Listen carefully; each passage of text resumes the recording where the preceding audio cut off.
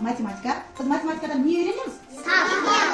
Есеп шығару үйренеміз және сандарды, цифрлар жазуды және тура санау және кері санау. Өте дұрыс балалар. Математика сабағында біз сандар мен цифрлармен танысады екенбіз.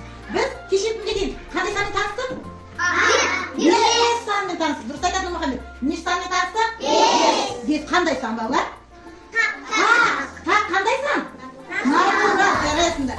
Тақ натурал сан екен. Өте дұрыс. Қайнаған біреулік тұрып санды ретімен оқимыз. Білседі тұра ғой.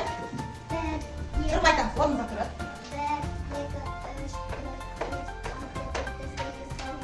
Кері қарай санаймыз. Нұрила тұрады. Тура санаймыз.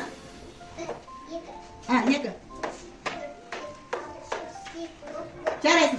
Ал енді Нұрмахан тұрда кез келген санды көрсетеміз. Атаймыз. 3, 7, 10, 2, 4. Жарайсың.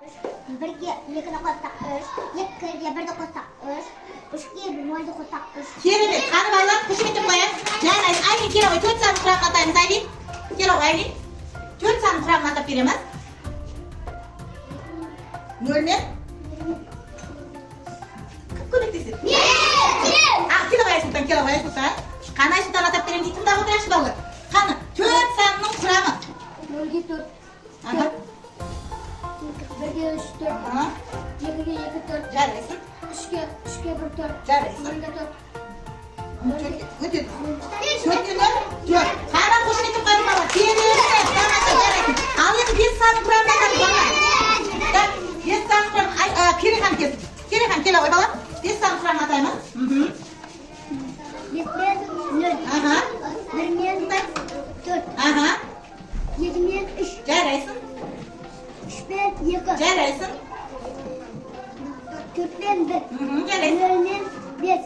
Керемет. Жарайсың балалар. Демек біз 5 санына дейін танысқан санның құрамын бәрін білдік па? Мен есеп шығару білдік па балалар? Балалар енді сөз тұрсатын жасап алайық, Көз, шаш, құлақ, ауыз. Ал енді балалар. Биле, биле, биле, биле, биле, биле, биле, биле. Осымен сабағымыз аяқталды. Үй тапсырмаларын барлығымыз әдемі жазып, тапсырмаларды орындап келеміз. Жарай ма?